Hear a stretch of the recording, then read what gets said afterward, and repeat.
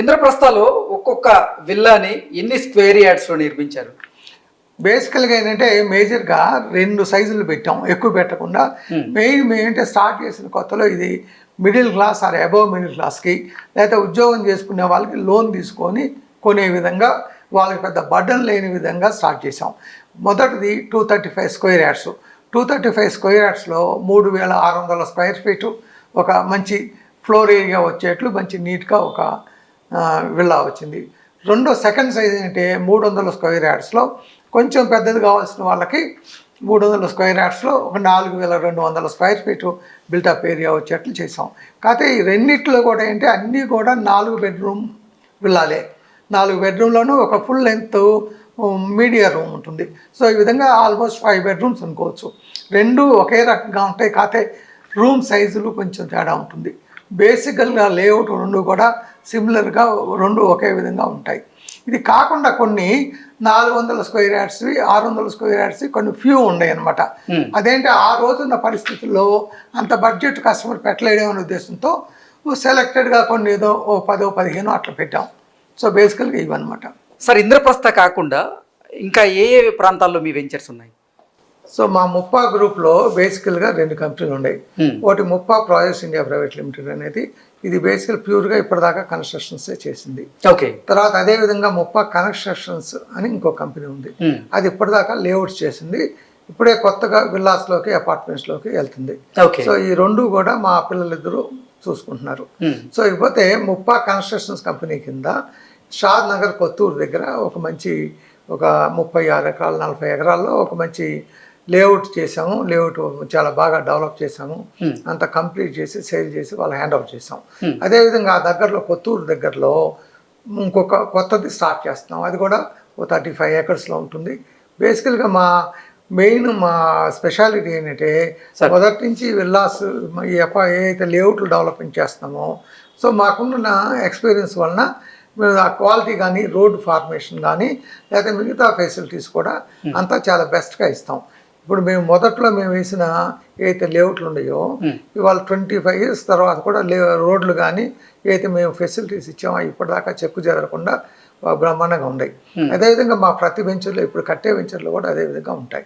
So అవి రెండు కూడా ముప్పా కన్స్ట్రక్షన్ అనే కంపెనీ కింద ఉన్నాయి. ఇకపోతే ఈ ముప్పా కన్స్ట్రక్షన్స్ ఇప్పుడు వెలమల అని చెప్పి కొత్తగా ఒక ప్లేస్ ఉంది. ఓకే. ఓఆర్ఆర్కి అతి సమీపంలో ఉంటుంది. ఇక్కడ నుంచి అక్కడ చేరటానికి 30 minutes పడుతుంది. సో అక్కడ ఏంటంటే అక్కడ కూడా 20 acresలో ఒక విల్లా ప్రాజెక్ట్ స్టార్ట్ చేస్తున్నాం. ఎందుకంటే ఇప్పుడు ఈ సిటీకి దగ్గరలో ఉండే విల్లాస్ చాలా కాస్ట్ ఎక్కువైపోయినాయి. 15 కోట్లు 20 కోట్ల నుంచి మినిమం 7-8 కోట్లు తక్కువ లేవు. చాలామంది ఈ 15 కోట్లు 20 కోట్లు ఎఫర్ట్ చేయలేరు. సో కొంత అబోవ్ మిడిల్ క్లాస్ వాళ్ళకి కానీ, లోన్ తీసుకొని కట్టుకునే వాళ్ళకి కానీ ఒక 5-6 కోట్ల బడ్జెట్లో అయితే మాకు సేల్స్ ఈజీగా ఉంటుంది. రెండోది కస్టమర్ కూడా కంఫర్ట్గా ఉంటుంది. సో అందుకోసం ఈ వెలమల అనే ప్లేస్ చూస్ చేసుకున్నాం. అక్కడ ఒక 20 ఎకరాల్లో ఆల్మోస్ట్ ఒక 170 నుంచి 200 విల్లాస్ ప్లాన్ చేస్తున్నాం. ఒక 3 నుంచి 6 నెలల లోపు ఈ ప్రాజెక్ట్ స్టార్ట్ అవుతుంది. అదేవిధంగా అక్కడే మరో చిన్న అపార్ట్మెంట్ ప్రాజెక్ట్ కూడా స్టార్ట్ చేస్తున్నాం. అక్కడ కూడా అది కూడా ఏంటంటే బాగా మిడిల్ క్లాస్ వాళ్ళని దృష్టిలో పెట్టుకొని తక్కువ రేట్లో ఒక 5,500 రూపాయలు పర్ స్క్వేర్ యార్డ్ ఇస్తాయి.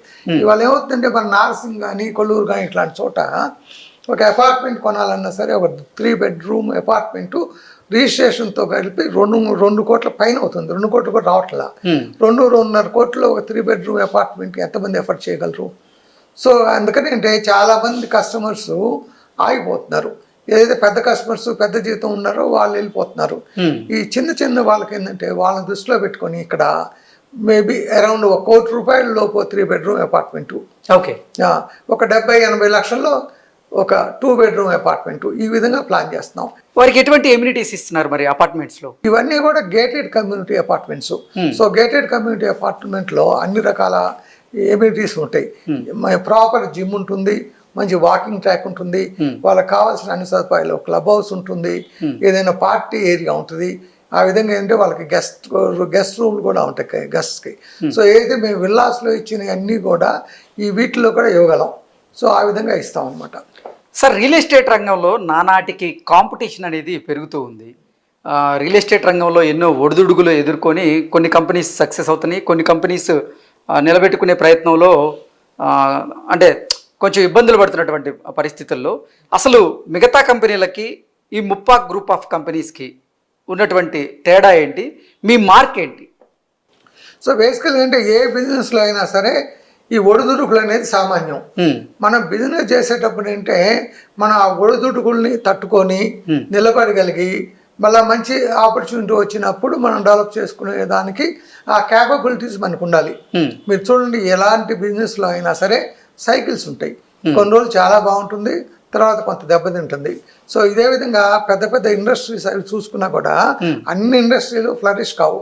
పెద్ద టాప్ ఇండస్ట్రీస్ స్టీల్ కానీ సిమెంట్ కానివ్వండి, మరి ఇంకోటి కానివ్వండి, ఏదైనా రిటైల్లో మనం ఏదైనా కానివ్వండి, టాప్ కంపెనీలు ఒక 5-6 బ్రహ్మాండంగా ఉంటాయి. చిన్న కంపెనీలు ఎగ్జిస్టెన్స్ కోసమే కొట్లాడుతూ ఉంటాయి. ఎగ్జాక్ట్లీ. సో అదేంటంటే ఆ ప్రాపర్ ప్లానింగ్ కానీ దానికి కావాల్సిన ఫైనాన్షియల్ స్ట్రెంగ్త్ కానీ ఆ ప్లానింగ్ కానీ అంతా ఉండాలన్నమాట. అసలు ఏ ఏ ప్రాంతాల్లో అపార్ట్మెంట్స్ కానీ విల్లాస్ అంటే మీరు కన్స్ట్రక్షన్ చేస్తే ఎక్కువగా అమ్ముడుపోతాయి అనేది మీరు ఎలా ఎనాలిసిస్ చేయగలుగుతున్నారు? సో బేసికల్గా మీరు ఇందాక అడిగిన క్వశ్చన్ సమాధానంలో మా ముప్ప ప్రాజెక్ట్స్ మా ముప్ప గ్రూప్ సక్సెస్ కారణం ఏంటంటే మేము ఎప్పుడూ కూడా మరీ ఎక్స్టెన్సివ్గా మేము డెవలప్మెంట్ పోలా. బేసికల్గా అంటే గ్రీడీలో పోద్ది. అగ్రెసివ్గా ఉన్నప్పుడు బిజినెస్ బాగా ఫ్లరిష్ అవుతుంది, గ్రీడీగా పోయినప్పుడు పడిపోతుంది. సో మొదటి నుంచి కూడా బేసికల్గా మా స్ట్రెంగ్త్ ఏంటంటే మేము చేసే ప్రాజెక్టులన్నీ కూడా మా సొంత ల్యాండ్స్లో చేస్తాం ఒకటి. రెండోది కూడా ఒకేసారి 4-5 ప్రాజెక్టులు చేసుకోం. జనరల్గా అంటే బిజినెస్లో అది కరెక్ట్ మోడ్లో కాకపోవచ్చు, మేమేంటే సేఫ్టీగా. సో దానివల్ల మేము స్టెబిలైజ్డ్గా ఉంటున్నాము, మా బిజినెస్ కూడా ప్రాపర్గా ఉంది, కస్టమర్కి కూడా మంచి ప్రోడక్ట్ ఇవ్వగలుగుతున్నాం. ఈ రియల్ ఎస్టేట్ రంగంలో ఓపెనింగ్ ఆఫర్స్ అని చెప్పి ఈ మధ్య కాలంలో చాలా కంపెనీస్ కస్టమర్స్ని మోసం చేస్తున్నటువంటి నేపథ్యాన్ని మనం రోజు గమనిస్తూ ఉన్నాం. ఏంటి సార్ ఈ ఓపెనింగ్ ఆఫర్ కింద భారీగా డిస్కౌంట్లు పెట్టి ఎందుకు ప్రజల్ని లేకపోతే కొనాలనుకుంటున్నటువంటి కస్టమర్లని మోసం చేస్తున్నారు? దాన్ని ఎలా గమనించుకోవాలి అంటే ఏం చెప్తారు సార్? ఇప్పుడు జనరల్గా ఇది ఏంటంటే ఇది ఈ బిజినెస్ సంబంధించిందే కాదు, అన్ని బిజినెస్లో కూడా ఇలాంటి చిన్న చిన్న క్రాస్ తోవలన్నీ ఉంటాయి. సో ఇక్కడికి వచ్చి ఈ ప్రీ లాంచ్ అనేది ఏంటంటే ఎప్పుడైతే ప్రీ లాంచ్ అనేది ఒక బిల్డర్ని తప్పు పట్టడానికి లేదు, అదేంటంటే కస్టమర్ మీద కూడా ఆధారపడి ఉంటుంది.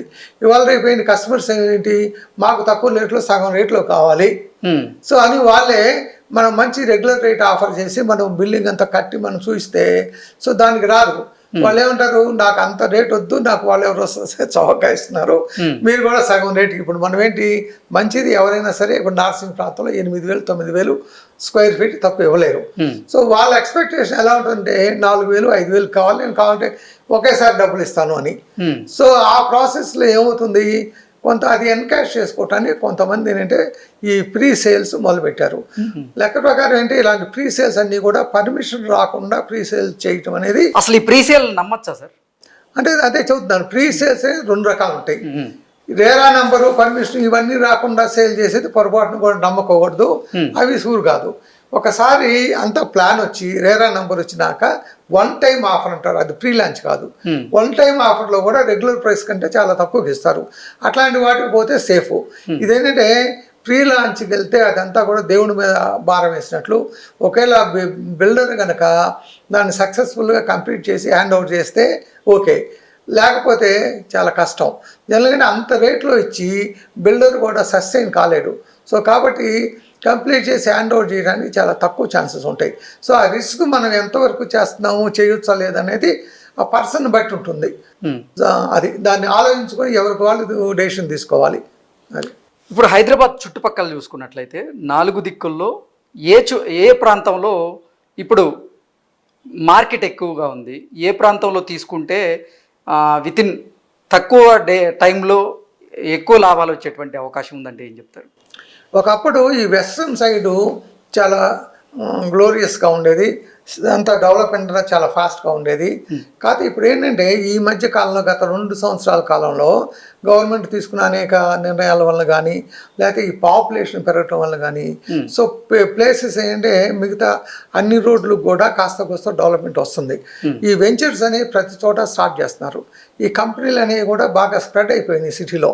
సో దానివల్ల ఏంటి ఈ గ్రోత్ అనేది ప్రతి ఏరియాలోనూ ఉంటుంది, 4 దిక్కులా ఉంటుంది. కాదు ఓన్లీ పర్సంటేజ్ వ్యారీ అవుతుంది. ఎప్పటికీ కూడా ఇప్పటిదాకా వెస్ట్రన్ సైడ్ చాలా లీడ్ చేస్తూ వచ్చింది. ముందు ముందు కూడా ఈ వెస్ట్రన్ సైడ్కి ఏంటంటే ఒక ఎడ్జ్ వచ్చేసింది. ఐటీ కంపెనీస్ అన్ని ఈ ప్రాంతంలో ఉన్నాయి. జనం షిఫ్టింగ్ అంతా ఇక్కడ ప్రిఫర్ చేస్తున్నారు. సో ఆ విధంగా ముందు కూడా ఈ వెస్ట్రన్ సైడ్ ఒక ఎడ్జ్ తీసుకుంటుంది. ఇక్కడే డెవలప్మెంట్ ఎక్కువ ఉంటుంది. ఓకే.